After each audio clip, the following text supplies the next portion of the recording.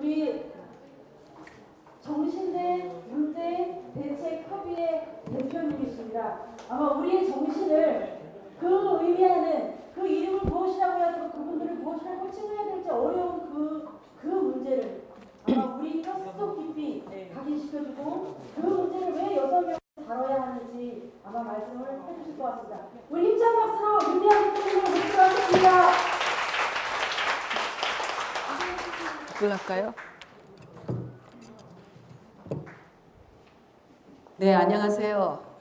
제가 목소리가 굉장히 아름다운 여자인데 감기가 걸린 건지 아니면 목이 잠긴 건지 알 수가 없어요. 그래서 오늘 약간 제 목소리 자체에서 고통이 좀 느껴지시죠? 아니에요, 괜찮나요? 네, 다행입니다. 사실은 강사가 목소리를 굉장히 잘 관리해야 되는데 제가 전문 강사가 아니고 활동가다 보니까 목소리를 제대로 보호할 수가 없었습니다. 특히 어제 수요일이었어요. 수요일이어서 대사관 앞에서 소리를 조금 더 질렀더니 네 몸을 소중히 하라라고 경고를 주더니 그냥 확 가버렸습니다. 그래도 아마 이야기를 진행하는 중에 우리 너무나 좋네요. 다 여성이어서 우리 벗들 그리고 선배님들 혹시 후배님들 에너지를 받으면 또 목소리가 확 뛰지 않을까 하는 그런 기대를 가지게 됩니다. 사실은 일본군 위안부 문제에 있어서 굉장히 우리가 왜 용어를 일단 위안부라고 하고 있을까? 이런 궁금증들도 들죠. 저희 단체는 왜 정신대라고 쓰고 있을까? 그런데 또 때로는 성노예여야 된다라고 이야기를 하기도 합니다. 저희가 이 운동을 시작을 할 때는 한국 대부분 다 정신대라고 알고 있었어요. 피해 당사자들도 처녀 공출, 공장에 취직시켜준다. 또 혹은 돈 벌게 해준다 라는 어떤 이유를 들어서 여성들을 모집해 가기도 하고 끌고 가기도 했기 때문에 여성들조차도 그 당사자들조차도 대신 따위라든가 뭐 이런 식으로 알고 있었어요. 그래서 이 운동이 출발할 때 한국 정신대 문제 대책 협의회라고 시작할 수밖에 없었습니다. 또 뿐만 아니라 연구소도 하나 있었는데 그것도 역시 정신대 연구소라고 해서 처음에 출발할 때는 정신대였죠. 그런데 92년도에 서울에서 제1차 일본군 위안부 문제 해결을 위한 아시아연대 회의를 개최를 했어요. 굉장히 오래된 일이죠. 사실은 그때부터 이 문제는 단지 한국만의 문제가 아니라 아시아 피해자들의 문제구나라고 해서 필리핀, 대만, 홍콩 또 중국에서도 오시고 일본에서 여성들이 오시기도 해서 아시아연대 회의를 개최를 했습니다. 그때 처음으로 용어에 대해서 토론이 시작이 됐어요. 피해자들이 우선 우리는 그 당시 일본에서는 종군 위안부라고 부르고 있었어요. 딸을종 군대군 위안부. 근데 그 용어에 대해서 피해 당사자들이 굉장히 굴욕감을 느끼고 있었습니다. 우리는 스스로 따라가지 않았어요. 그런데 왜 우리를 스스로 따라갔다라고 하면서 종군 위안부라고 부르고 있나요? 라는 이야기를 시작을 했습니다. 그리고 다른 한편으로는 그 용어 자체도 사실은 우리가 이름을 누구의 시각으로 붙이느냐 굉장히 중요하잖아요. 아버지가 예전에 우리 할머니들 시대 때 아버지가 이 딸도 굉장히 소중한 인간이다 라고 생각해서 이름을 붙일 땐 그 이름이 굉장히 귀해요. 보면 우리 할머니들 예를 들자면 김복동 우리 지난번 국정감사에서 굉장히 강한 목소리로 한국 정부의 그 정책을 질책하셨던 그 할머니 성함은 김씨의 복복자의 아이동입니다. 그러니까 그 옛날에 딸은 태어나도 하나도 쓸모짝에도 없다라고 생각했던 그 아버지 어머니들 시대에 우리 할머니 이름을 그렇게 붙였어요. 그런데 사실은 똑같은 위안부로 끌려갔었어도 그 전쟁이 끝날 무렵에 부모가 이 딸 아이를 어떻게 기다리고 어떻게 찾아왔는지 하는 그런 것들 보면 이름이라는 것이 그냥 주어지는 게 아니라 바로 그 이름을 지은 사람의 마음이 반영되는구나 하는 것을 알 수 있잖아요. 마찬가지로 종군 위안부라는 그 용어 자체도 피해자를 생각하며 피해자 입장에서 붙인 이름이 아니라 군인의 입장에서 딱 군인이 보니까 딸을 좀 군대군 여성들이 군대를 따라오는 거예요. 여성들 입장에서 보면 뭐예요? 끌려가는 거죠. 강제로 끌려가는 거죠. 우리는 따라간 것이 아니지. 그런 어떤 의미가 해석이 되면서 종군 위안부라는 말을 우리가 사용해서는 안 된다. 근데 때로는 지금도 여전히 종군 위안부라고 쓰는 분들이 있어요. 한국 분들 중에서도.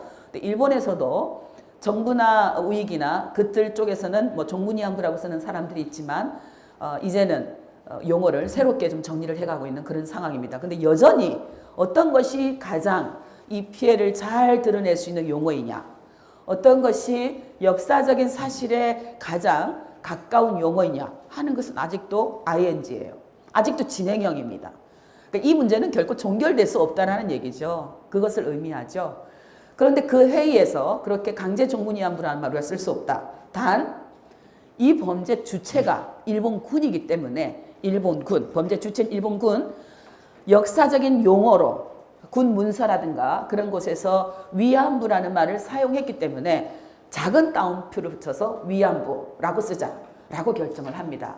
역시 이제 피해자들 중에서는 위안부라는 용어 그 자체에 대해서 반대하는 분들도 있었어요. 그러나 그런 논의 과정 속에서 역사적인 용어가 그랬고 그렇게 쓰면 오히려 이 문제의 본질을 더 드러낼 수 있다면 우리는 그게 찬성한다 라고 해서 피해자들과 아시아에서 함께 온 사람들이 동의를 해서 만든 용어가 일본군 작은 따옴표 위안부였습니다. 그런데 영어권에서는 사실은 그렇게 해도 이해를 할 수가 없잖아요.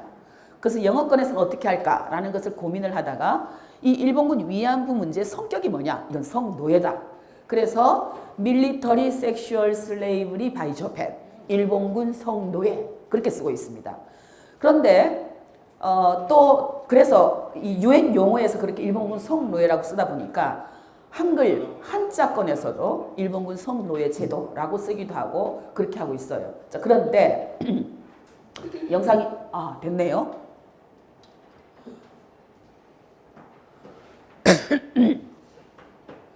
그런데 지난 12월 28일 한국 정부와 일본 정부 간의 합의가 채택이 되었죠. 그 채택되고 나서 아베 총리가 이런 얘기를 했어요. 위안부 문제를 성노예라고 부르는 것은 일본에 대한 비방중상이다 라고 얘기를 합니다. 그런데 웬일인지 한국 정부가 정말 성노예라는 말을 사용을 안 하게 돼요. 그 전에는 유엔에서도 어디에서도 성노예라는 말을 때로는 사용하기도 해요. 일본군 위안부와 성노예를 번갈아가면서 씁니다. 영어로 쓸 때는 당연히 Military Sexual Slavery by Japan이라고 쓰죠.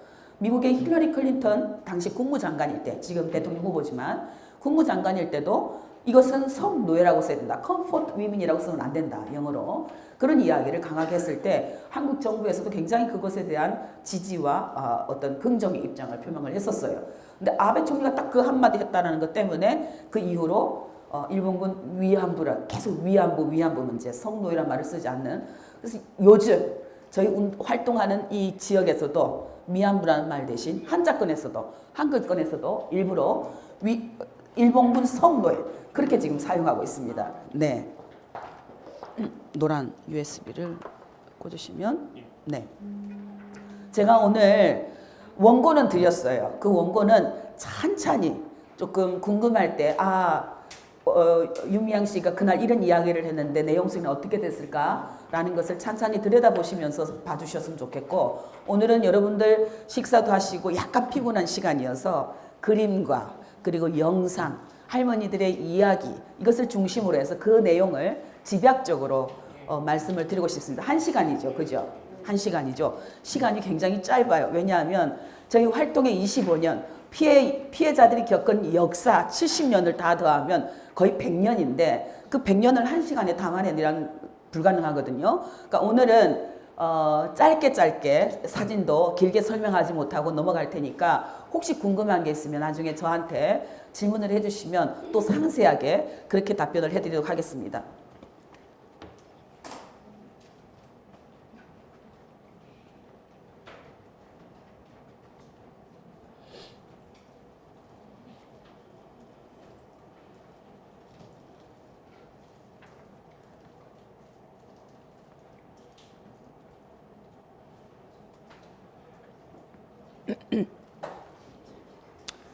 자, 오늘 제가 제목은 일본군 성노예제 문제 재발 방지를 위하여라고 제목을 잡았습니다. 이것을 할머니들의 말 표현으로 그대로 담으면 나와 같은 아픔을 우리 후세대들은 겪지 않아야 합니다. 전 할머니의 말씀이세요. 특히 지금도 계속 수요시에 오시는 기로녹 할머니의 말씀을 그대로 문장을 조사도 바꾸지 않고 그대로 제가 담아봤습니다. 그 밑에 소녀상의 발이 보이죠? 여러분 아시나요? 소녀상의 발 뒤꿈치가 들려있는 것. 네, 그것은 지금 일본군 위안부 피해자들, 일본군 성노예제 피해자들이 어떤 삶을 살고 있는가를 그대로 드러내줍니다. 사실은 빨 뒤꿈치를 들고 있는 것 자체는 안전하지 못한 거죠. 늘 불안한, 또 뿐만 아니라 아직도 문제가 해결되지 않은, 언제 또 내가 그런 아픔을 겪을지도 모른다는 그런 불안감, 그런 여러 가지 편안하지 못한 모습이 저 발에 담겨 있습니다. 그러니까 소녀상은 하나하나 모습이 굉장히 이미지가 네, 압축되어 있는 그런 이미지예요. 자, 그래서 저를 먼저 소개를 좀 드릴게요. 저는 1992년에 아까 저를 소개를 할 때 지금 이렇게 나이가 들어서 달라졌지만 젊었을 땐 안 그랬다라는 얘기를 했는데 우리 할머니들 표현에 의하면 20대 때 아가씨였던 우리 윤 대표가 지금은 우리랑 같이 늙어가는 아줌마가 되어서 이제 곧 할머니가 될 것 같아요 라는 이야기를 합니다. 저는 1992년부터 정대협의 간사로 들어가기 시작을 했어요. 근데 제가 정대협의 간사로 들어가기로 마음먹었던 그 계기는 결국은 김학순 할머니의 증언을부터 시작이 됩니다. 김학순 할머니의 증언을 1991년 8월 14일 그때 기사를 통해서 보고 나서 이게 역사라는 것이 늘 뭐 고조선이 어떻고 고려가 어떻고 조선이 어떻고 우리 역사 그렇게 배우잖아요. 그죠? 뭐 구석기 시대에 뭐를 사용하고 이런 역사 중심으로 그냥 글자로 과거 옛날에 일어났던 그 설화들을 이야기들을 설화처럼 동화처럼 그렇게 그냥 머릿속에서 글자로 이해하고 있던 역사가 김학순 할머니의 이야기를 듣는 순간 바로 우리 옆에 살아있었던 여성들의 삶이었구나 하는 깨달음을 깨닫고 정대협의 간사로 참여를 하기 시작합니다. 물론 그 이전에는 기생관광이라는 성매매 관광이라는 현재 우리가 살고 있었던 그 시대 그 여성들의 삶의 현주소가 저를 이 위안부 문제에 관심 있게 만들었지만 그렇게 해서 1992년 1월부터 활동을 시작해서 할머니들을 찾아뵙고 수요시를 시작하고 또 그 외 여러 가지 활동들을 진행을 해왔습니다. 이런 모습이 20대고요. 또 쭉 넘어가면 이건 40대고요. 30대도 있고 지금 50대 얼굴이 팍 늙었습니다. 네, 그런데 지난 25년 동안 제가 이렇게 포기하지 않고 할머니들 곁에 있게 만들었던 것 그게 뭘까? 사실은 쭉 제 사진을 돌이켜보면서 생각을 해봤어요. 그랬더니 할머니로부터 배웠던 굉장히 중요한 것 포기하지 않으면 이긴다라는 것 포기하지 않으면 희망은 이루어진다라는 것 그것을 제가 할머니들로부터 받았기 때문에 지금 이런 그런 어떤 포기하지 않고 이 일을 하고 있는 것 같습니다. 자, 대표적인 할머니의 말씀을 한번 드려보겠습니다. 이 할머니는 기러녹 할머니신데요. 13살에 일본군 위안부로 끌려갑니다. 요즘은 초등학교 6학년이죠. 태어난 곳은 평안북도 희천이에요. 그런데 아버지가 어느 날 구치소에 갇힙니다. 너무나 귀하게 여겼던 딸, 할머니 이름 보실래요? 으뜸 원의 구수록이에요. 우리 한 할머니들 성함 중에 굉장히 그 시대 딸들이 이런 아픔을 갖고 있었구나 라는 것을 알 수 있는 이름들이 여러 있어요. 김우명달, 또 딸이냐, 배족간, 달족자의 사이간 이런 이름들이었어요. 그러니까 쪽간이 부르다가 한자로 이름을 등록하라 보니까 발족자의 사이간이로 등록할 수밖에 없었던 이런 아픈 현실들 그런 게 있었는데 이 여성은 으뜸 원이 구슬옥 이런 이름을 아버지가 지어줍니다. 근데 그런 아버지가 어느 날 구치소에 잡혀서 나오질 않아요. 매일 아침 그 구치소 앞을 갑니다. 근데 어느 날 한 일본 여성이 이 아이에게 접근을 해요. 너희 아버지 여기 있지? 네. 너희 아버지를 빼내려면 벌금 10원이 필요해. 저는 없어요. 너 내가 시키는 대로 할래? 그럼 내가 너 10원 줄게. 그럽니다. 이 효심 어린 이 아이는 네, 제가 10원을 벌고 싶어요. 그럼 나를 따라와. 어딜 가는데요? 공장에 취직하면 돼. 전 나이가 너무 어려서 아무것도 할 수 있는 게 없어요. 공장에서 기술도 가르쳐주고 10원을 벌게 할게. 이렇게 이야기를 합니다. 그런데 설마 이 아이는 그것이 평양을 떠나는 것이라고 상상을 할 수가 없었죠. 평양역에 나갔더니 자기보다 나이가 조금 더 나이가 든 언니들도 있었어요. 그러니까 조금 안심을 하죠. 그래서 기차를 탑니다. 기차를 타고 가는데 평양을 벗어나요. 그때서 이 아이는 버둥거려요. 나 집으로 가고 싶어요. 나 엄마한테 얘기도 못했어요. 내 오빠한테도 이야기도 못했어요. 집에 가고 싶어요. 라고 얘기를 해요. 하지만 어느 누구도 들어주질 않았습니다. 그리고 간 곳이 중국이었어요. 중국에서 일본군 성노예가 됩니다. 성노예가 되는데 처음에 가자마자 이 어린아이에게 옷을 벗기라고 옷을 벗겼어요. 술 취한 장교가 처음으로 들어와서는 칼집지에 빼내서 이 아이의 머리를 칩니다. 피가 넘쳐 흘러요. 옷이 다 끈끈이 졌습니다. 벗겨지지가 않았대요. 그 칼로 찢어내고 결국 이 아이는 당하고 말아요. 소리도 치고 그 다음 날도 계속해서 버둥거립니다. 어느 날 이 아이는 깨달아요. 내가 아무리 소리를 질러도 내가 아무리 버둥거려도 여기서 내 말을 들어주는 사람은 아무도 없구나. 매라도 덜 맞아야겠구나. 그러려면 시키는 대로 해야 되잖아요. 그래야 매를 덜 맞지. 시키는 대로 하자. 실제로 시키는 대로 하고 난 다음에는 폭력은 조금 줄어들었대요. 17살쯤 됐을 땐가 생리를 했답니다.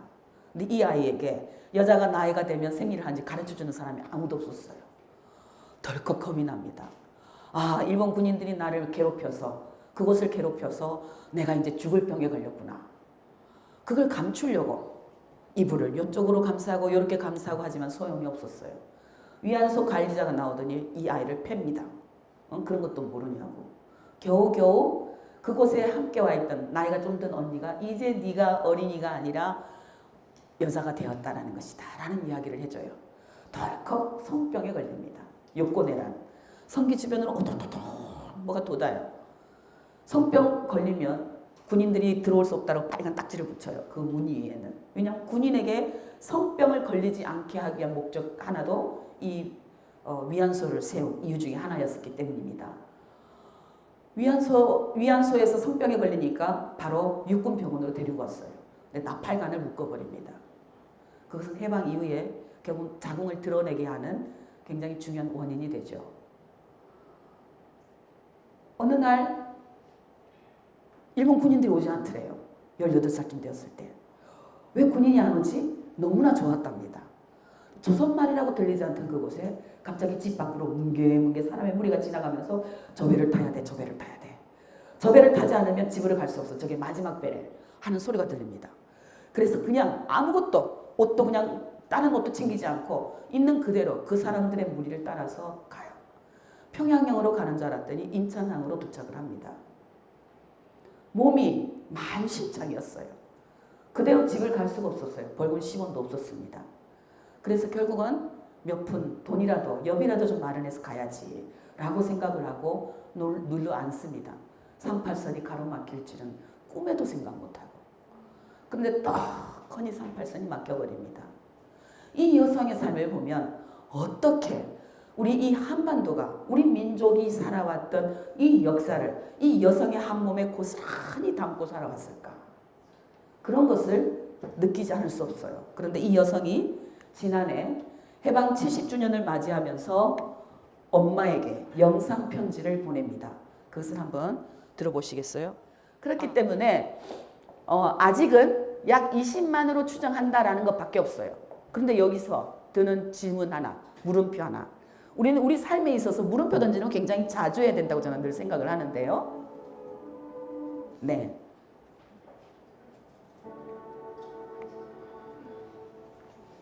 고맙습니다. 눈을 감으면 온생하는 내 고향 표양 진마리에 앉아 있습니다. 아, 달콤한 냄새, 기분 좋은 바람, 해가 산꼭대기 일어넘어 가려는데 머리 위에 잔뜩 늙은 늙이고 장사하러 나간 엄마는 아직 돌아오지 않습니다. 오늘은 오늘이 우리 집마을 마당에 굽기 시작했습니다. 그 온 앞에 엄마 옷을 기민하게 보입니다. 번호가 정말 내 엄마입니다. 엄마, 근데 안 좋은지 언제인지 그 근처로 달려가 봅니다.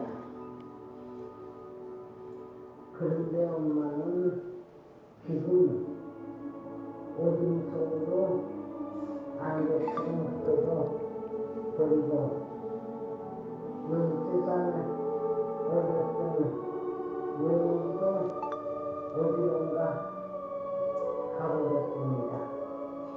손등에 주름이 서려 있는 88세 할머니가 홀로 어둠 앞에 서 있습니다. 엄마나 집으로 돌아가고 싶어요. 13살 그때 일본인들이 하루에도 수십 명씩 내게 달려 들어도 엄마 생각하면 이겨냈죠. 집으로 돌아가는 엄마를 만날 수 있다는 희망이 있기에 나는 살고 싶어 거듭물었어요. 내가 얼마나 아팠는지, 얼마나 힘들었는지, 일본인들에게 내 몸 수십 번, 수백 번 빼앗기면 울고 또 울었던 그날들 엄마에게 토해내면 실컷 울고 싶었어요. 엄마, 후회 안겨 울기만 해도 내 아픔이 다 나을 것 같아요. 그러나 엄마 나는 지금 길을 잃어버렸어요. 집으로 가는 길이 막혀버렸어요. 집을 떠난 지 어느덧 70년이 지났어요. 그 무섭고 끔찍했던 전쟁이 끝난 지 70년이 되었다 하네요.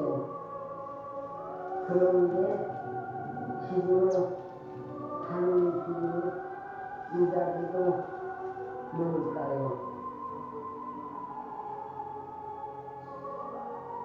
아직도 나는 저 해방을 기다려야 하나요? 그래도 엄마 나는 포기하지 않았어요. 집으로 돌아갈 나를 꿈꾸면 일본 정부에게 해결을 바라며 70년 동안 하루하루를 쉼 없이 달려왔어요. 나 올해는 꼭 집으로 돌아갈 겁니다. 나 올해는 꼭 일본 정부에게 사죄를 받을 거예요. 나 지금 비록 억울한 할머니가 되었지만 절대 포기하지 않을 겁니다.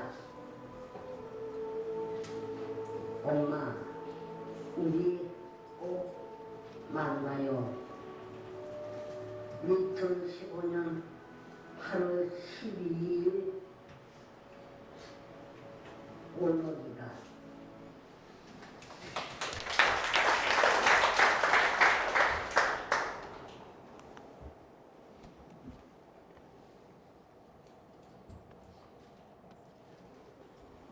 네, 이렇게 기로녹 할머니의 삶을 보면 제가 말씀드렸듯이 한 여성의 몸에 한반도 역사가 다 담겨 있죠. 위안부 할머니들에게 일본군 위안부 문제 해결이란 뭐냐? 사실은 인권 침해 피해를 해결하는 데서 굉장히 중요한 조치가 원상 회복 조치입니다. 예를 들면 누군가 나에게 불법적으로 땅을 뺏어갔어요. 그러면 그 땅을 다 그대로 돌려줘야 되는 것. 근데 이런 할머니에게 13살 그 시절로 되돌려 줄 수가 없어요. 그러니까 그래서 13살부터 끌려간 그때부터 지금까지 그 피해를 입은 것을 금전적으로 계산해서 배상금으로 지급하는 것. 그 방식 하나. 또 다른 거 하나는 이 여성이 만약에 13살에 일본군 위안부로 끌려가지 않았다면 지금 어떤 삶을 살고 있을까 하는 것을 우리가 상상해서 그것을 그대로 이루어질 수 있도록 만들어드리는 것. 만약에 우리나라가 일제 식민지가 아니었다면 지금 어떤 삶을 살고 있을까요? 상상할 수 너무 전율이 오르지 않아요? 우리가 만약에 일제 식민지가 되지 않았었다면 어떻게 됐을까요, 지금? 이렇게 분단됐을까요? 그런 어려운 시절을 보냈을까요? 아마 다른 삶을 살고 있을 거예요. 기로노 할머니가 13살 일본군 위안부가 되지 않았더라면 어떤 삶을 지금 살고 있을까요? 아마 할머니가 이런 할머니 다시 태어난다면 뭐로 태어나고 싶어요? 라고 질문을 했을 때 이런 대답을 했어요. 다시 그야말로 사람으로, 그것도 여자로 태어나서 결혼도 하고 아이도 낳고 그렇게 살고 싶어요 라는 이야기를 했습니다. 그게 할머니가 만약에 일본군 위안부로 끌려가지 않았더라면 살았을 수 있을 그런 삶이죠. 그것을 만들어 드리는 것. 엄마 아빠와 헤어져서 홀로 13살부터 상상되나요? 대한민국에서 1945년 8월 15일 이후부터 혼자 몸으로 살았다는 것. 그 어린 아이가 겨우 해방이 되어봤자 18살이었는데 그런 상상을 하면 이 할머니가 고향으로 돌아갈 수 있게 만들어 드리는 것. 한반도의 평화와 통일을 만들어서 할머니가 돌아가셨지만 비록 아버지 무덤가에 가서라도 지금 벌금 10원 내어드리며 그 과거의 역사로부터 회복받을 수 있는 그런 어떤 일을 만들어드리는 것. 그것이 이 할머니들에게 바로 진정한 해방이다라는 생각을 갖지 않을 수 없습니다. 제가 먼저 설명드린 거예요. 일본군 위안부는 왜 만들어졌을까? 첫 번째는 점령지에서의 강간 사건을 예방하기 위해서 그 기록들이 이렇게 나옵니다. 두 번째는 성병 예방을 위해서. 자, 이걸 하다가 제가 멈췄는데요. 성병 예방 등을 위해서 모집되었다는 이런 문서들을 통해서 선행 연구자들이 밝혀낸 약 20만이라는 추정치 숫자, 끌려간 규모. 그 중에서 조선에서 끌려갔다라고 추측할 수 있는 게 약 80%. 그럼 약 한 16만이 나오지, 여러분. 그죠? 그런데 지금 한국에서, 남쪽에서 내가 위안부 피해자였다라고 신고를 하거나 드러나신 분, 한국 정부에 등록된 분 플러스 그동안에 알게 되셨던 분들 약 한 250명이 돼요. 북쪽에서 내가 위안부 피해자였다라고 신고를 하신 분이 약 또 한 250명이 됩니다. 그럼 둘 합쳐봤자 500명이에요. 그죠? 여전히 부끄러워서 내가 신고를 못한다라는 분들도 계실 거예요. 그분들이 많이 과장해서 한 10,000명이라고 쳐요. 살아서 돌아왔지만 우리가 이 활동을 시작하기 전에 돌아가셨다. 그분들이 또 많이 합쳐서 뭐 15,000명, 2만, 아니 그걸 다 합쳐서 한 5만 명이라고 치더라도 여러분 11만 명 혹은 10만 명 아직도 실종입니다. 상상이 되시나요? 아직도 실종이에요. 아직도 구조되지 못했다라고 표현할 수 있습니다. 그 여성들을 2016년 우리가 광복된 지 71년이라고 하지만 여전히 이 여성들의 인권, 여성들의 삶의 자리는 구조조차 되지 않아서 잊어버리게 되었던 여성들. 정부에 의해서도 그 지역사회에 의해서도 가족에 의해서도 버림받았던 여성들. 그 여성들이 바로 일본군 위안부 여성들의 삶의 자리였다는 것.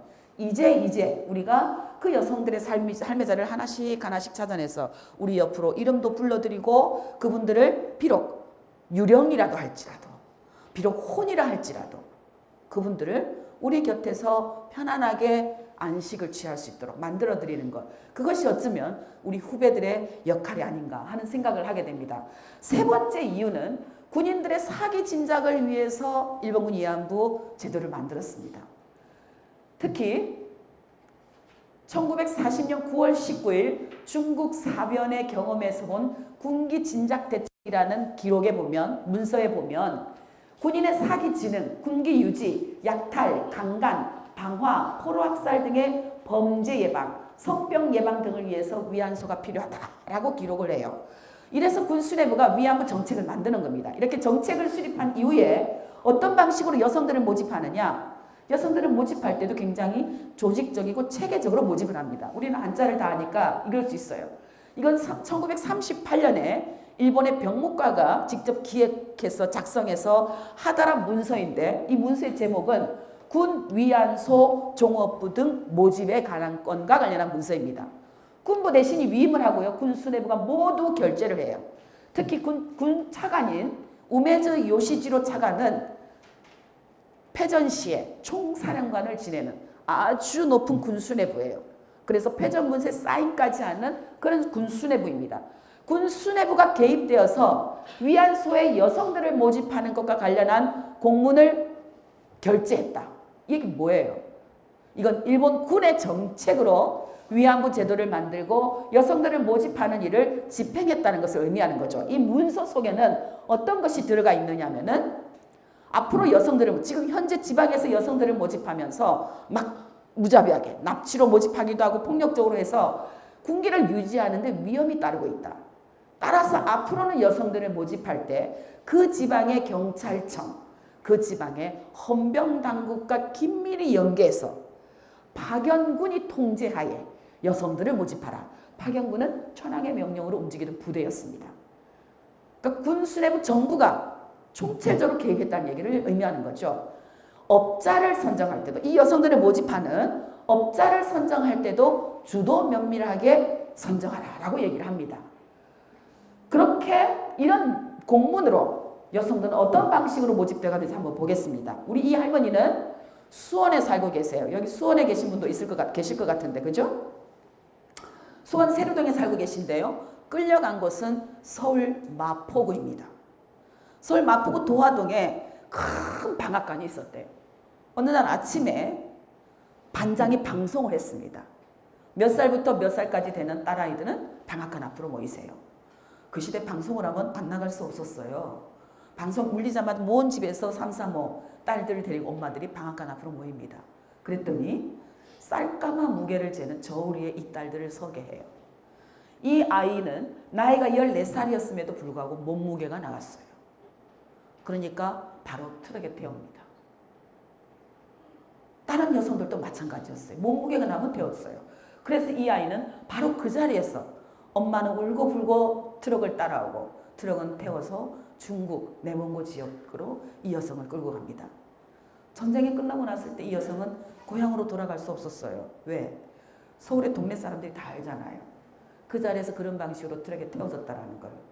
평생 대구로 강원도로 떠돌다가 20년 전에 겨우 수원에 정착해서 지금 삶을 살고 계세요. 이 할머니의 사례에서 보면 행정기관이 이용했습니다. 여성들을 모집하는데 조선 식민지 같은 경우는 우리가 흔히 추측하는 총칼로 무자비하게 포성줄로 묶고 끌고 가듯이 끌고 갈 필요가 없었어요. 아베는 그래서 강제 연행의 증거가 없다고 얘기합니다. 아베가 말하는 지금 강제는 그거밖에 없어요. 총칼로 물리적으로 폭력적으로 끌고 간 게 없다는 얘기죠. 물론 그런 피해 사례도 있었어요. 하지만 조선의 식민지 경우에는 조선 총독부의 명령만 하거나 그러면 일본 군인은 손에 피 하나 묻히지 않고 여성들 끌고 갈 수 있었습니다. 업자들을 이용해서 그 면장을 이용해서 동장을 이용해서 그 지역의 여성들을 쉽게 연행해 갈 수 있었어요. 공장에 취직시켜준다. 돈 벌게 해주겠다. 너 공부하고 싶지. 그런 방식으로. 자, 이 할머니는 경상남도 진양에서 끌려가셨습니다. 그런데 공부가 너무 하고 싶었어요. 아버지가 딸내미라고 공부를 안 시켜줬어요. 남동생은 학교를 보내줬는데 누나는 학교를 안 보내줘요. 근데 어느 날 역시 한 일본 아줌마가 접근을 합니다. 너 공부하고 싶지? 네. 네가 스스로 돈 벌어서 공부할 수 있어. 어디 그런 일이 있어요? 유학을 자기가 돈을 벌어서 할 수 있다라는데 일본에 가서 그것도 가고 싶어요. 데리고 갑니다. 그런데 일본이 아니라 만주 지역으로 끌고 가요. 특히 이 여성이 있던 위안소에는 빨간 그래프를 그립니다. 군인을 상대하는 숫자대로 그래프를 그려요. 늘 몸이 약했기 때문에 맹꽁찌였답니다. 그러면 발가 벗기고 그 추운 만주불판에서 벌을 세웠대요. 자, 이 여성의 경우에는 그러면 피해 가해자가 이 할머니를 끌고 간 일본 민간인일까요? 이미 그 앞에 조선 업자가 데리고 갔건 일본 업자가 데리고 갔건 제도는 정책은 일본 군이 일본 국가가 제도적으로 정책적으로 기획하고 조직하고 이런 업자를 고용해서 여성들을 모집하고 위안소에 딱 도착하면 모든 것이 군의 통제하에, 군의 관리하에 위안소가 운영되었다라는 것. 그것을 보면 이렇게 앞에서는 민간업자들이 혹은 일본 사람이 조선 사람이 데려갔다 할지라도 이 문제는 결국 일본의 국가의 범죄라는 것. 그것이 드러납니다. 뿐만 아니에요. 어떤 할머니는 굉장히 허무하게 끌려갑니다. 캐러멜, 밀크. 그거를 어떤 사람이 동네 나서 주는 거예요. 식민지 씨가 얼마나 배가 고파요. 캐러멜을 처음 먹어보는 그 희한한. 저는 어릴 때 사탕 우리 부모님 새마을운동 갔다 오면은 이렇게 무지개 색깔 사탕. 그 사탕을 주면 우리가 사형제인데 네 갈래로 쪼개서 그 먹는 것도 그렇게 달짝지근하고 맛있었어요. 60년대인데. 그런데 이때는 40년대예요. 30년대, 40년대. 그 난생 처음 보는 달짝지근한 캐러멜이 얼마나 맛있었을까요? 너 나 따라오면 이거 더 줄게. 그냥 따라갑니다. 이렇게 아이들을 유괴해서 어디로 가느냐? 바로 전쟁터로 끌고 가는 거예요. 근데 또 하나, 이 여성은 영장이 나왔다라고 증언합니다. 빨간 딱지인지 노란 딱지인지 여성들도 가야 된다라고 해서 딱지가 나와서 끌려갔다라고 증언을 하고 있어요. 이렇게 굉장히 다양한 방식으로 여성들을 일본군 성노예로 끌고 간다는 것이 기록에 의해서 혹은 피해자들의 증언에 의해서 드러나고 있어요. 그런데 이렇게 모집된 여성들도 전쟁 때 배치될 때도 그냥 우후죽순으로 어디 마을에서 데리고 간 사람이 알아서 전쟁 때 데리고 가는 게 아니었어요.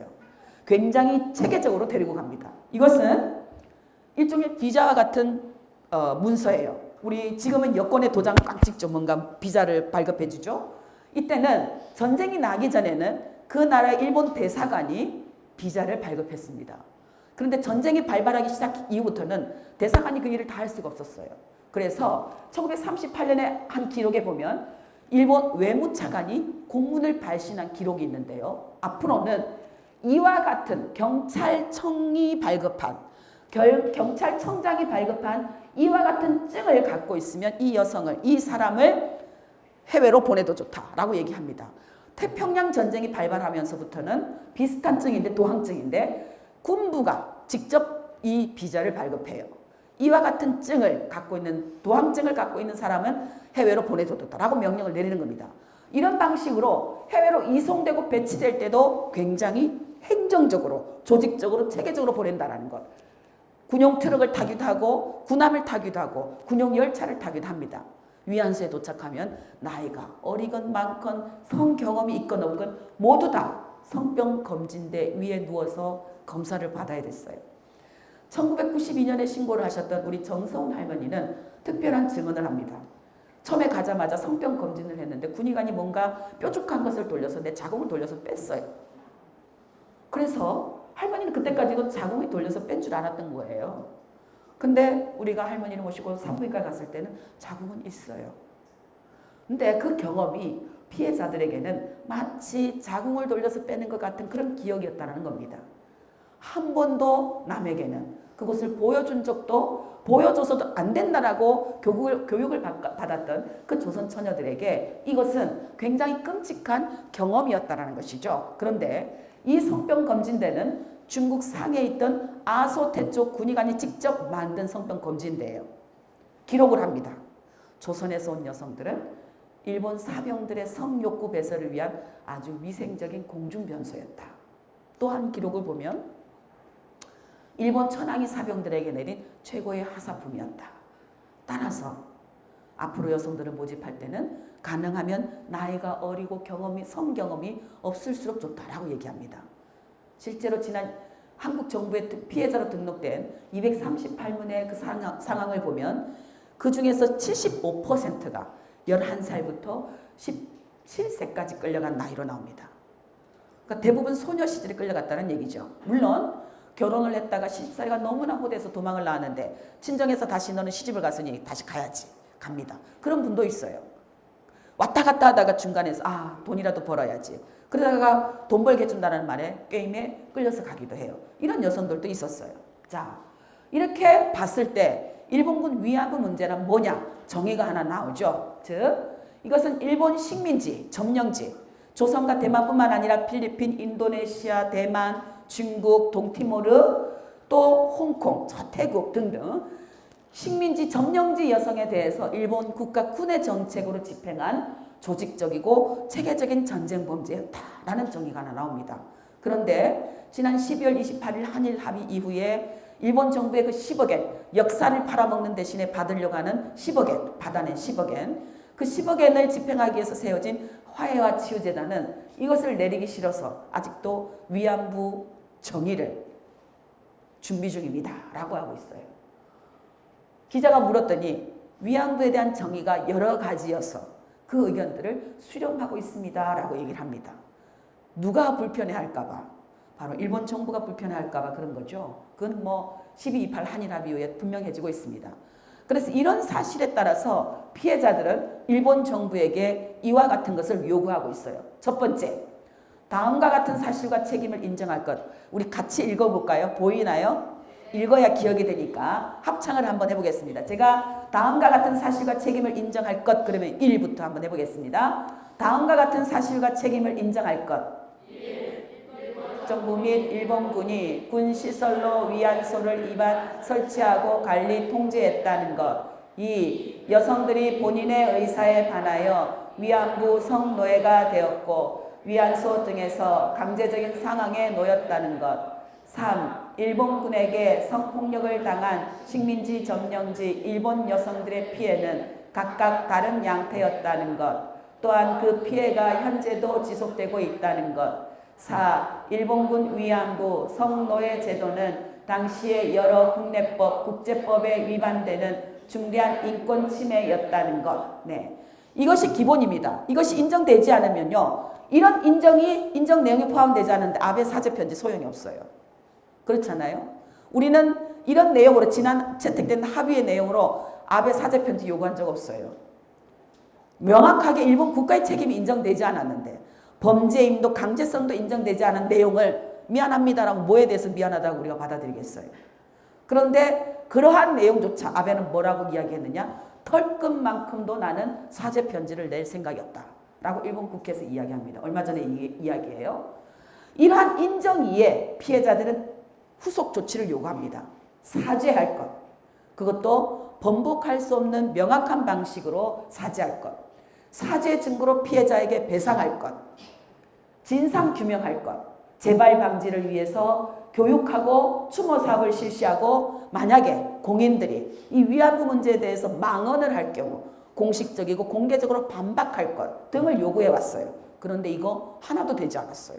왜 안 됐을까? 왜 안 됐을까요?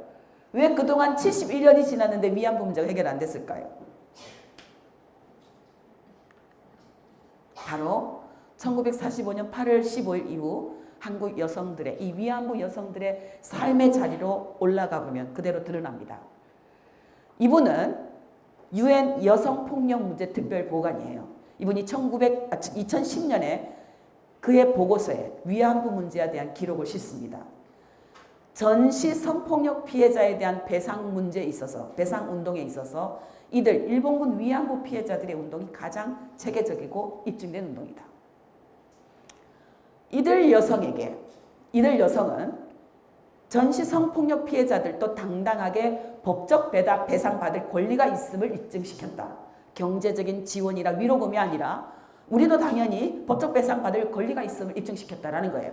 그럼에도 불구하고 이들 여성에게 배상이 실현되지 않고 있는 것. 그것은 바로 전통적으로 여성에 대한 무시, 여성에 대한 차별이 이 배상 운동 영역에서, 배상 영역에서, 법적인 영역에서 그대로 적용되고 있기 때문이다라고 얘기를 합니다. 여기에서 이유를 하나 이분이 얘기하고 있는 거죠. 이 문제가 해결되지 않고 있는 것, 그거는 가부장제적인 문화, 특히 법적 영역에 있어서 이런 성폭력 피해자를 법적인 테두리 안에서 다루지 않는 도덕적인 혹은 위로적인 차원에서만 다루려고 하는 이런 문화 때문에 여전히 해결되지 않고 있다 하는 것을 우리가 하나 인식할 수 있습니다. 두 번째, 바로 구조하지 않은 한국 사회 책임. 특히 분명히 이 문제는 공적인 책임임에도 불구하고 피해자 혹은 피해자 개인 가족의 책임으로 치부합니다. 그러다 보니까 국가가 이 여성들을 구조하려고 하지 않은 거예요.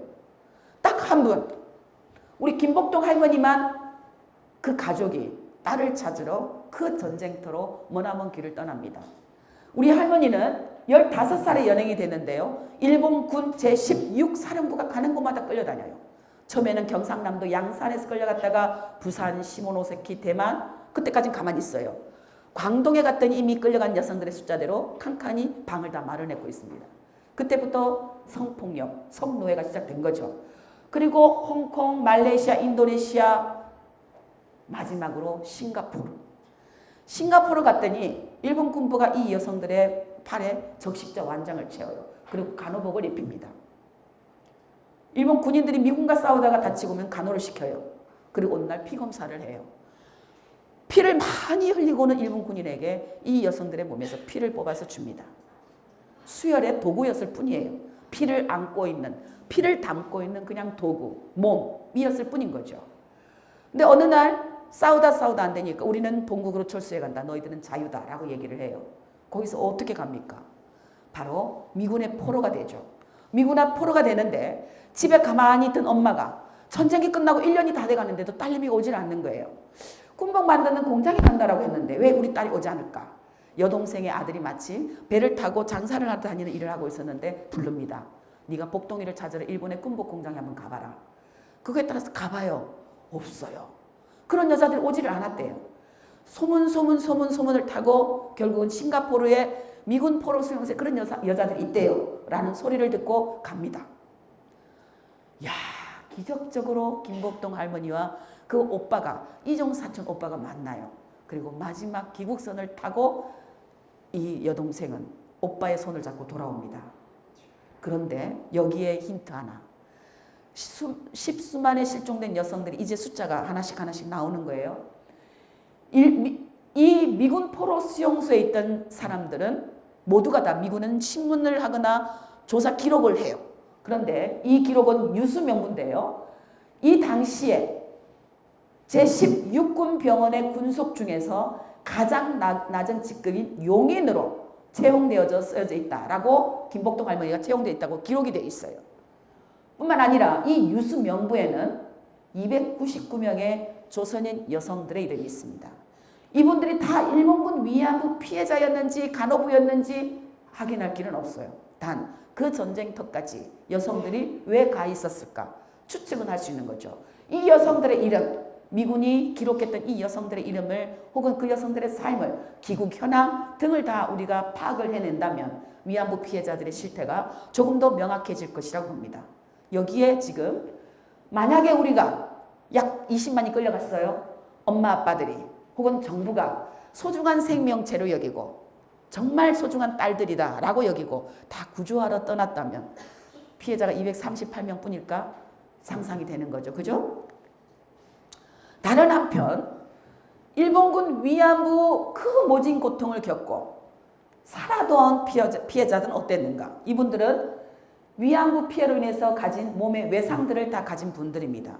우리 정성훈 할머니는 아까 자궁을 돌려 뺀 것 같아요 라고 했던 할머니는 마약 중독자가 되어 있었어요. 위안소에서 군인을 거부하면 마약을 놨어요.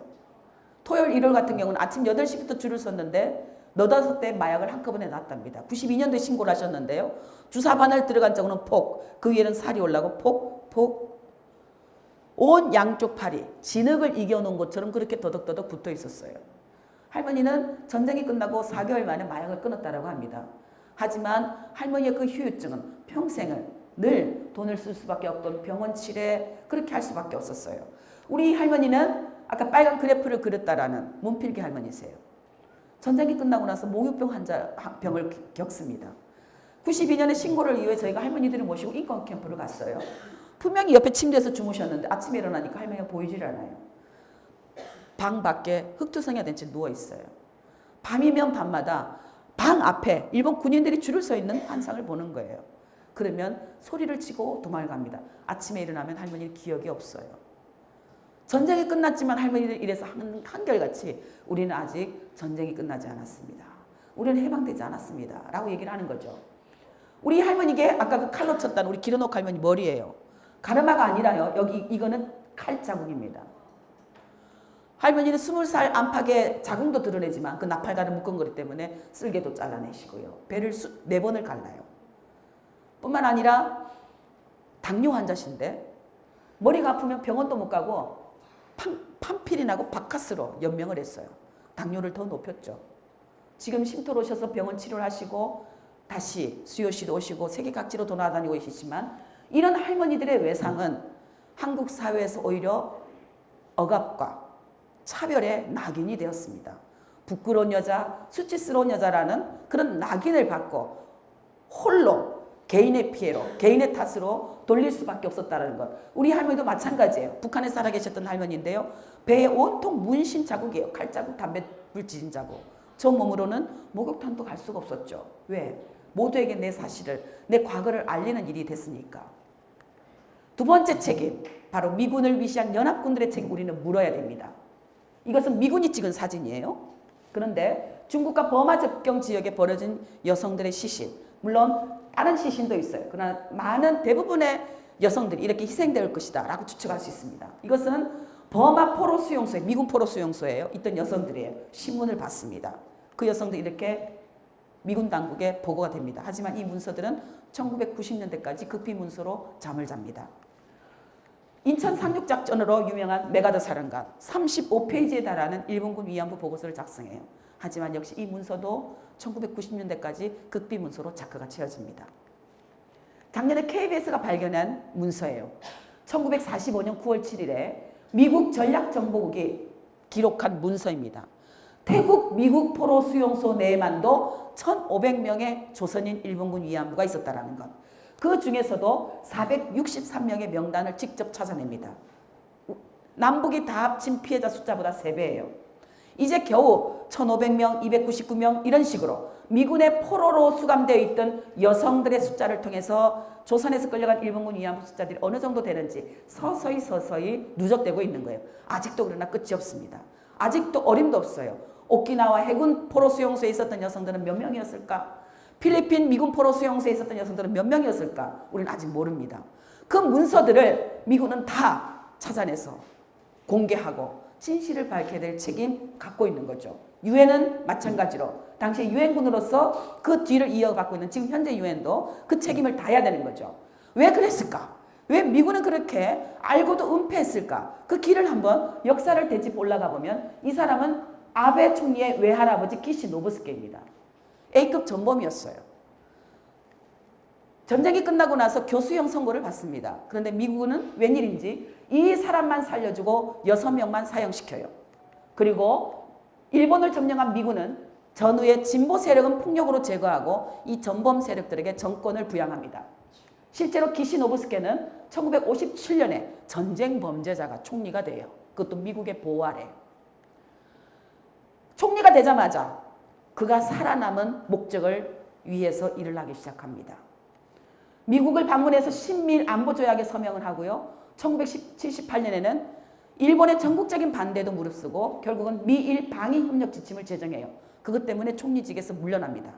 그런데 외할아버지가 다하지 못한 책임을 아베가 되자마자 2015년 4월 27일 바로 미일 방위협력 지침을 제정해서 전쟁 범죄국인 일본이 전쟁을 할 수 있는 보통 국가가 되려고 하는 꿈을 꾸기 시작하죠. 그때 미 외교 전문지는 이런 기록을 남깁니다. 미 국방부가 수년간 원해온 것이다. 이 법은. 특히 미국 방위산업체에 굉장히 좋은 뉴스다. 라는 기록을 남깁니다. 그러니까 미국의 국익에 입각해서는 위안부 피해자들의 인권 문제에 의미가 없었다는 거죠. 지난 12월 28일 한일 합의에서도 바로 그것이 드러납니다. 그래서 세계 역사에서는 두 갈래 길이 나타나죠. 독일은 총리가 피해자 무덤 앞에 무릎을 꿇습니다. 작년에만 해도 독일 총리는 과거의 역사에 대해서 책임을 지는 발언을 수도 없이 해요. 그러나 일본은 어떠냐? 총리들은 야스쿠니 신사에 참배하고요. 국민들은 길거리에서 조선 혐오하는 발언, 위안부 피해자들에게 매춘부라는 발언을 하면서 또다시 가해를 일삼는 행위들을 하고 있어요. 자, 그런데 한번 볼까요? 이 물건들은 저희 사무실과 할머니들 쉼터에 혹은 인터넷에 유포되고 있는 문서들입니다. 일본 락밴드가 만들어서 노래 CD를 만들어서 저희 사무실에 보냈어요. 가사를 친절하게 한국말로 번역을 합니다. 가사 내용이 이래요. 매춘부 할망구들을 죽여라. 이 사람들의 인식이 이런 겁니다. 뿐만 아니에요. 위안부 피해자들의 아픔을 기리는 이 소녀상을 매춘 행위에 불과하다라는 것으로 디자인화해서 유포시키고 있어요. 올해만 해도 합의가 있고 나서 올해만 해도 저희 사무실에 태극기 위에다 똥을 누는 모습, 태극기 위에다가 소변을 보는 모습을 사진으로 찍어서 보내요. 그리고 그 위에는 매춘부 할망구들을 죽여라. 이런 글들이 있습니다. 이게 오늘날의 일본이에요. 오늘날의 일본군 위안부 문제의 현실이에요. 물론 일본 내에는 지난 수십 년 동안 위안부 피해자들을 위해서 연구를 해내고 변론을 맡고 국회에서 활동하고 우리와 함께 손잡고 활동하는 여성들이 많이 있어요. 하지만 일본 정부 전반적인 일본 문화가 이런 것이기 때문에 아직도 여전히 일본군 위안부 문제가 해결되지 않고 있다는 거예요. 그런 상황에서 그것이 해결되지 않고 있는 상황에서 지난해 12월 28일 한국 정부와 일본 정부가 합의를 체결합니다. 어떤 내용에 이렇게 무지막지한 표현을 담았을까요? 인권 문제를요. 피해자가 있는 문제에 있어서 최종적인 거 있을 수가 없어요. 피해자가 나는 이거 해결이 아니에요 라고 하면 끝까지 해결을 위해서 나가야 되는 게 정부의 책임이에요. 그런데 그런 인권 문제에 이것으로 최종적이고 불가역적인 해결이다. 국제사회에서 다시 제기하지 않겠대요. 이건 정부의 책임을 스스로 포기하겠다라고 선언한 거예요. 더군다나 소녀상을 철거할 수 있도록 노력하겠다. 어떤 내용에 우리나라 외교부 장관이 이렇게 당당하게 선언을 했는가? 그것도 피해자와 지원단체에게 한마디 사기도 없이 이런 발언을 했는가? 한번 볼까요? 합의의 내용 이겁니다. 당시 군의 관여하에 다수의 여성의 명예와 존엄에 깊은 상처를 입힌 문제다. 한국 정부는 이것이 피해자 요구를 반영한 것이래요. 아까 우리 피해자 요구 그대로 읽어봤죠. 그죠? 여기에는 누가 무엇을 어떻게 저질렀는지 아무것도 들어가 있지 않아요. 단지 일본군은 관여했대요. 범죄 주체자가 누구인지 들어가 있지 않습니다. 범죄라는 것도 들어가 있지 않아요. 강제라는 것도 없습니다. 이와 같은 입장에서 일본 정부는 책임을 통감한다? 의미가 없는 거예요. 무엇에 정부의 책임을 통감하느냐? 그냥 정부는 관여했다라는 것. 조선 총독부가 조선업자가 혹은 누군가 개인이 주체가 될 수도 있어요. 이 문서를 따라서 우리 후세대들이 해석할 수 있다면. 그렇기 때문에 그 뒤에 부분은 사실은 의미가 없어요. 10억엔도 일본 정부는 배상이 아니라고 합니다. 그러나 한국 정부는 국고에서 나오기 때문에 배상금이다. 막 일본 정부가 배상이라고 하니까 일본 정부가 우려를 표명한 그 배상금 아니다. 한국 정부는 배상금이다. 일본 정부 그 배상금 아니에요. 우려하니까 국정감사에서 화해치유재단 이사장은 배상금적 치유금이다라는 아주 회개망측한 단어를 또 만들어냅니다. 뿐만 아니에요. 이 문제는 가해자라는 것이 정확하게 명확화되지 않고 강제성도 피해 지속성도 포함되어 있지 않습니다. 그뿐만 아니에요. 사과만 하면 끝인가? 진상규명 아무것도 담겨져 있잖아요. 역사교육, 재발방지 조치 등 아무것도 없습니다. 법적 책임을 진 것도 아니에요. 그러니까 결국은 피해자들이 요구했던 거 하나도 없다는 얘기예요. 일본군 위안부 문제 해결은 이러해야 된다는 그 교과서다운 답도 하나도 담아져 있지 않다는 겁니다. 일본이 준다는 자금은 더군다나 배상금이 아닙니다. 그런 일에 최종적 불가역적 해결.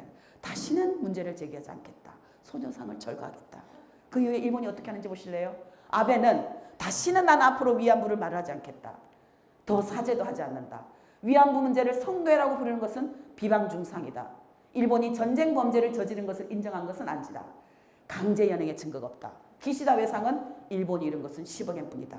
김복동 할머니는 이래서 박근혜 정부는 역사를 10억엔에 팔아먹었어요 라고 이야기를 합니다. 우리 위안부 할머니들을 10억엔에 팔아먹었어요 라고 이야기를 합니다. 할머니의 인식이 정확한 거죠. 역사인식도 범죄도 강제성도 아무것도 없는데 10억엔. 화해와 치유재단과 여성가족부가 이렇게 얘기해요. 할머니들 돈이 필요하다. 우리가 하면 되죠. 돈이 필요하면 우리가 하면 되죠. 그 돈을 왜 강제성도 인정하지 않고 범죄성도 인정하지 않는 그 일본 정부에게 10억엔을 받아서 역사를 지우려고 하는 그 시도에 우리가 그렇게 짝짝꿍을 치고 다시는 문제를 제기하지 않겠다. 소녀상을 철거하겠다라고 할 수 있습니까? 그렇잖아요. 우리 그만큼 됐어요. 일본에 지진이 났을 때도 거의 9천억을 넘게 우리가 지원해준 그런 나라입니다. 일본에 지진 났을 때 할머니도 우리도 일본 사람들을 돕겠어요 라고 모금을 하셨던 분들이세요. 나비기금을 콩고로 날려보내고 나비기금을 베트남으로 날려보내고 이제는 시리아로 날려보내고 있어요. 그럴 수 있어요. 우리 이제 남을 도울 수 있는 남에게 불쌍하다고 위로를 받는 대상이 아니라 우리는 도울 수 있는 그런 상황이 됐다는 거죠. 인도적인 지금 위로를 할 수 있는 상황이 됐음에도 불구하고 여전히 피해자들을 그저 돈이 필요한 존재로 하락시키고 있는 것이 화해와 치유랍니다. 그 뒤에 볼까요? 박근혜 정부가요, 가장 중요한 시책으로 했던 것이 바로 유네스코 등재 사업이에요. 그것도 정부가 주도적으로 진행을 하겠다고 했습니다. 그런데 합의 이후에 여성가족부의 인권진흥원에 있던 책상을 싹 빼버립니다. 살짝이요. 이제는 민간인이 해야 된대요. 민간단체가. 뿐만 아니에요. 아베가 망언을 해도 꼼짝을 하지 않아요. 유엔에서 30분 동안 일본 정부가 위안부 강제 연행의 증거가 없다라고 연설을 했음에도 한국 정부는 발언을 하지 않습니다. 그것만이 아니에요. 우리 할머니들이 우려하던 일이 오고 있습니다. 우리 할머니들이 늘 했던 말. 일본이 다시 온다 그랬다. 일본은 한 번도 전쟁을 포기하지 않은 나라예요. 저들은 전쟁을 통해서 부를 취하려고 하는 나라들입니다. 라고 늘 이야기를 했어요. 노래만 부르시면 8.15라 직진마다 태극기가 미군은 믿지 말고 소련에 속지 말고 조선아 정신 차려라. 이런 노래를 부르셨어요. 우리 김순덕 할머니, 강덕경 할머니. 응? 그런데 12월 28일 한일 합의 이후에 어떤 일이 있는지 아세요? 이건 여러분 나치 깃발과 같은 전쟁 범죄입니다. 나치 깃발 들 수 없어요. 처벌했어요. 그것도. 그걸 찬양하거나 하면 당장 체포합니다. 그런데 이 우길기, 이게 일본의 천황을 상징하는 빨간 핵이에요. 이것이 세계를 향해 뻗어 있어요. 일본 제국주의 침략 전쟁의 최상징입니다. 그런데 이것을 들고 이것을 꽂은 일본 잠수함이 제주도 앞바다에서 한국 잠수함과 군사훈련을 합니다. 어디를 향해? 말은 중국을 향해. 그러나 결국은 한반도를 향해. 뿐만 아니에요. 진해에도 자위대 깃발을 꼽은 군함이 정착을 합니다. 이거는 한국에 대한 식민지 피해 경험으로 한이 서린 우리에 대한 철저한 무시예요. 어떻게 우리가 이렇게 우리 삶을, 우리의 역사성을 버려왔던가.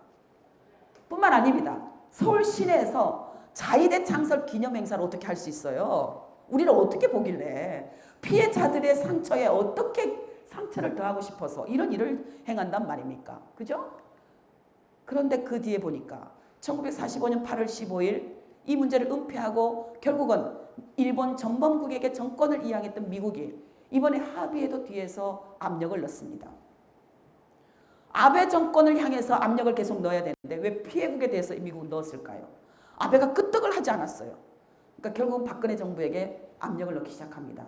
2015년 2월부터 미 국무부 차관이 박근혜 대통령을 욕을 해요. 역사를 민족성을 자극해서 하는 것은 옳지 못하다. 이런 방식으로 미 국무부 차관이 우리 정부를 욕하는 그런 기사들이 간간히 실리기 시작합니다.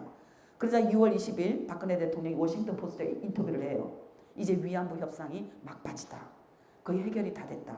일본 외무성도 한국 외교부도 저 말이 무슨 말인지 모르겠다. 그 얘기는 뭐예요? 결국 이 문제를 지난 12월 28일 한일 합의를 청와대가 주도했다는 것을 의미하는, 추측할 수 있는 그런 발언이죠. 자, 다른 한편으로는 어제와 같은 오늘이 계속 반복되고 있습니다. 세계 각지의 우리 딸들이, 소녀들이 군인들에게 끌려가서 성폭력의 희생이 되고 있어요. 자기와 같은 아이를 낳고 돌아옵니다. 딸로 태어나면 또다시 소녀병으로, 아들로 태어나면 이렇게 소년병이 되어서 전쟁터로 끌려가는 일들이 지금 계속 있어요. 여전히 여성들은 딸로 태어나면 이렇게 한 명당 300불, 200불, 100불씩 팔려나가며 성노예되고 있어요. 이들에게 희망이 없습니다. 일본군 위안부 문제 해결 하나를 통해서 전시 성폭력 피해자들도 법적 배상 받을 권리가 있다는 것을 25년 동안 줄기차게 해방을 향해 만들어 왔는데 이 정부가 해놨던 이 장벽, 이 돌멩이, 이것을 우리가 어떻게 제거할 수 있을까요? 우리는 어떻게 다시 희망을, 어떻게 다시 해방을 만들 수 있을까?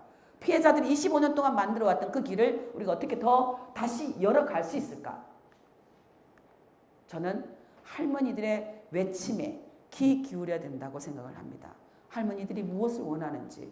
이건 영상인데 마지막에 여러분들에게 짧은 거니까 한번 들려드리고 싶습니다. 여러분들의 부탁을 하고 싶어요. 화해와 치유재단이 아닌 한국 정부가 안 하면 우리가 하겠다라는 결의를 다지고 전국 500여 개 시민단체 그리고 500여 명의 인사들이 함께 일본군 성노예제 문제 해결을 위한 정의기억재단을 만들었습니다. 우리가 하겠다라는 거죠. 정부는 가만히 있으라. 우리가 하겠다. 그리고 정권을 바꿔야죠. 그죠? 그리고 다른 하나. 정의기억재단에서 바로 일본군 성노예제 문제 해결을 위한 동행 캠페인을 시작을 했습니다. 22여만 명 끌려간 할머니들, 그 할머니들 한 분 한 분을 우리가 이름을 찾아드리고 우리 곁으로 사람의 모습으로 오게끔, 참 여성의 모습으로 돌아올 수 있게끔 이분들과 손잡는 일을 하겠다. 우리가 수요시에 함께 할 수 없지만 1년에 약 50주, 52주 혹은 50주 한 주 수요일마다 내가 1,000원씩 모으는 거죠. 그러면 약 5만 원.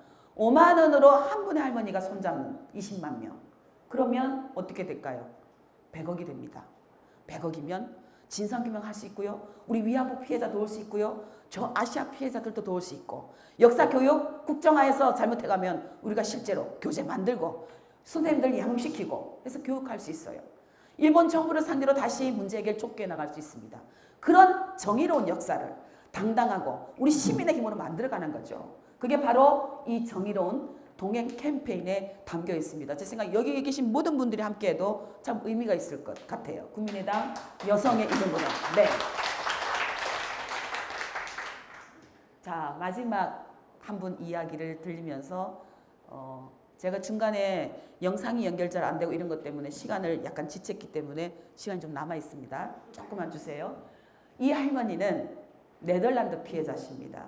지금 호주에 살고 계신데요. 인도네시아 자바섬을 당시에 네덜란드가 식민지화하고 있었어요. 그곳에서 고등학교를 다니고 있었습니다. 이 여성의 꿈은 수녀가 되는 게 꿈이었어요. 수녀가 되기 위해서 공부를 하고 있었습니다. 그런데 어느 날 일본군이 거기를 들어왔어요. 그리고는 여자애들을 불러 모읍니다. 줄을 쫙 세워요. 할머니의 증언에 따르면 일본 군인은 발 하나 움직일 이 자리에서 다 여성들을 줄 세운 장에 손가락으로 너나 했다는 거예요. 뽑혔어요. 일본군이 패전할 때까지 성노예가 됩니다. 전쟁이 끝났어요. 신부를 찾아갑니다. 여전히 수녀가 되고 싶었어요. 제가 수녀가 될 수 있을까요? 안 됩니다. 그냥 평신도로. 할머니의 꿈이 죽은 것은, 수녀가 되는 꿈이 죽은 것은 나는 죽은 거나 마찬가지다. 이런 그림으로 담아냅니다. 소녀 시절에 꿈이 죽은 것, 그건 내 죽음이었다. 실제로 호주 남자와 결혼을 해서 살면서 자식들에게 아무에게도 내가 위안부 피해자였다는 걸 이야기하지 않고 그냥 꿈 없이 그냥 살아요. 그런데 어느 날 1991년 8월 14일 텔레비전 뉴스를 트다가 하얀 치마 저고리를 입은 김학순 할머니가 나와서 일본 정부에게 사죄를 요구하는 그 뉴스를 봅니다. 그때 이 여성은 그래, 내가 비록 수녀가 되는 꿈은 접었지만 이제 새로운 꿈을 꿔야겠구나. 내가 저 아시아 여성들과 함께 손을 잡고 일본 정부에게 사죄를 요구해야 되겠구나 라고 결정을 합니다. 그래서 1992년부터 지금까지 이 여성은 아시아 여성들과 함께 손을 잡고 미국 의회에서 청문회를 할 때 증언을 하기도 하고 유럽연합의회 청문회가 열릴 때 증언을 하기도 하고, 이것은 호주의 일본 대사관 앞을 지금 가는 거예요. 서한을 들고 문제 해결하라 라고. 여기 대만 할머니, 우리 기로녹 할머니십니다. 이렇게 손을 잡고 피해자들끼리 함께 손잡고 동행해 왔어요. 근데 불행하게도 그 많은 세월 속에서 우리 할머니는 집 밖을 이제 나오기 어렵습니다.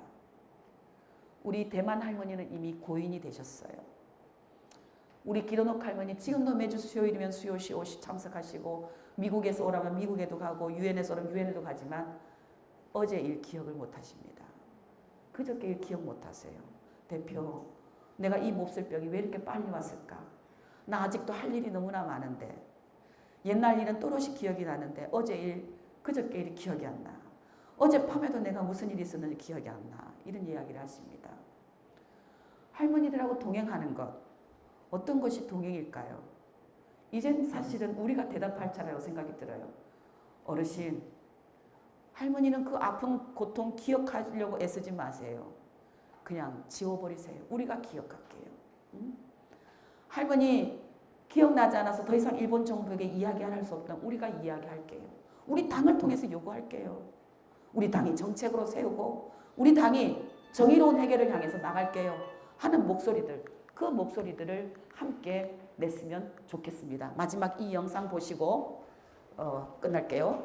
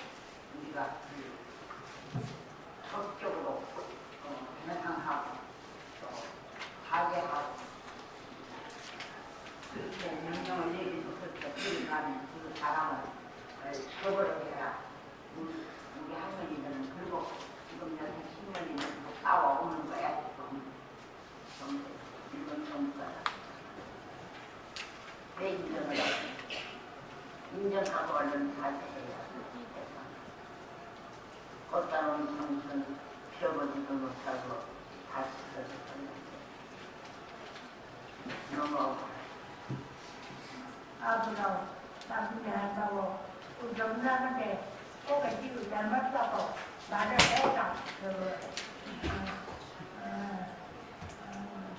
그러니까 우리 양반한테도 끌리라고 늘 좀 생각하지. 안 그러면 동생까지 욕하지. 배는 게 아니라 천억을 줘도 우리는 그런 돈은 안 받습니다. 지금 우리 국민들이 마음이 지금 많이 상해져 있습니다. 그런 돈은 우리들이 서로가 손을 잡고 모아서 재단을 만들자. 할머니들을 위해서 손잡고 재단을 이렇게 하자고 해서 나도 요 피해자니까 선영도시에서 안 죽고 보상을 하고 있는데 우리들은 같이 피해를 입고 보상하는 사람들을 위해서 열심히 싸워주라고 나 역시도 참여할 겁니다. 절대적으로 이런 돈을 못 받으니까 여러분들이 걱정을 해주면은 고맙겠다고 생각합니다. 어느 날에서 내가 이렇게 기침할 거라고 내 평생을 내 평생을 영원하고 그래서 우리나라가 없었기 때문에 영상에 끌려가 있는데 그게 우리나라에서도 잘못했다는 생각합니다. 나라가 없으니까.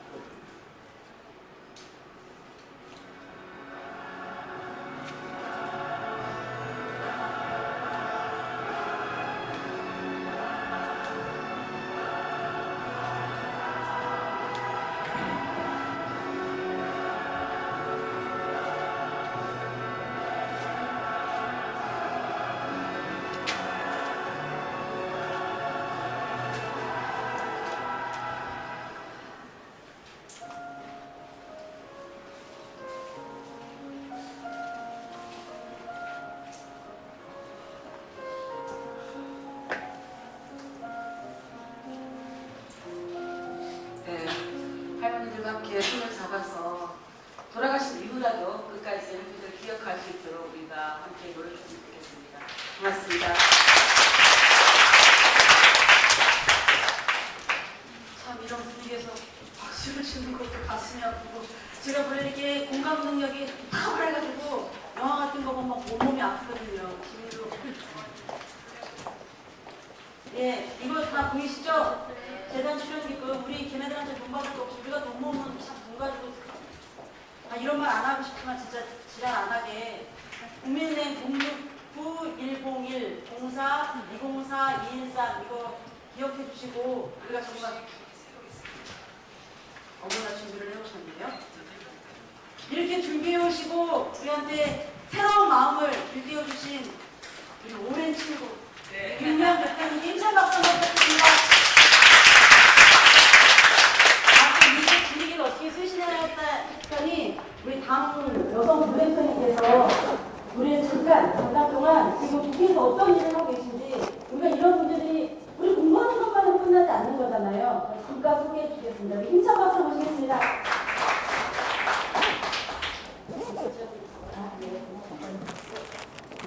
제가 사실은 이 얘기 하려면 정말은 창피하고 부끄럽습니다. 제가 사실은 국회의원 되고 나서 제일 안타까운 일이에요. 정말로. 그래서 저희가 사실 여가위에서 국감을 화요일 수요일 했습니다. 화요일에 하루하고 수요일 현장을 갔는데 증인 채택하는 거 아시죠? 모시려고 굉장히 노력을 많이 했습니다. 김복동 할머니께서는 참고인들을 나와주신다고 했었고 우리 임 대표님도 모시려고 했었고 저런 1228 그 협의인들 한 당사자인 외교부 장관 그다음에 이제 화해치유재단의 김세영 이사장 증인 신청을 야당 상당히 다 똑같이 동의했습니다. 근데 한 명도 채택을 못했어요. 이게 저희가 국회가 뭐 여소야대라고 하지만 상당히 합의가 안 되면 이게 잘 안 됩니다. 그래서 한 명도 못하겠다고 해서 3번도 안 되고 김복동 할머니 본인 핑계를 줬더라고요. 왜 연세 많으신 분을 여기저기 모시고 다니냐. 그래서 본인이 오신다고 하셨다. 그래도 하면 안 되고 우리 윤 대표님도 모시려고 했는데 못 모셨고 뭐 하여간에 뭐 어쨌거나 그래서 정말로 제가 국회의원 되고 나서 자괴감을 이렇게 느낀 적이 없다고 생각을 했습니다. 제가 이제 나름의 집을 몇 번 갔었는데 갈 때마다 정말로 고개를 들을 수가 없어요. 할머니들 뵈면. 그래서 여기 계신 여러분들도 좀 잊지 마시고 화해치유재단이 지금 어느 상황이냐면 우리 뒤에 계시지만 보좌관님들이 증인도 거부하고 자료도 안 줍니다. 그래서 이제 갔어요. 갔는데 화해치유재단 그 성대하게 장관이랑 와가지고 협판식 한 사진 아마 보셨을 겁니다. 근데 협판 다 깨버리고요. 엘리베이터에도 안내문도 없고 이 건물에 화해치유제들이 들었다는 것 자체를 다 그 사람들이 숨겼습니다. 그래서 제가 장관한테 물어봤어요.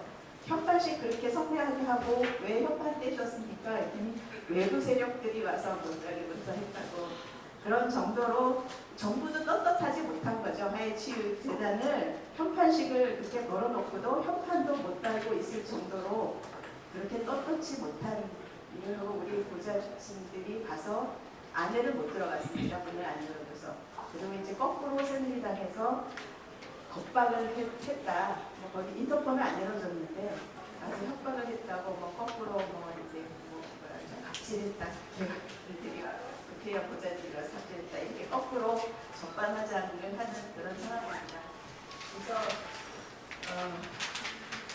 오늘 뭐 여기 모이신데 아마 이렇게 오늘 윤 대표님께서 워낙 설명을 잘해주셔서 잘 아실 거고요.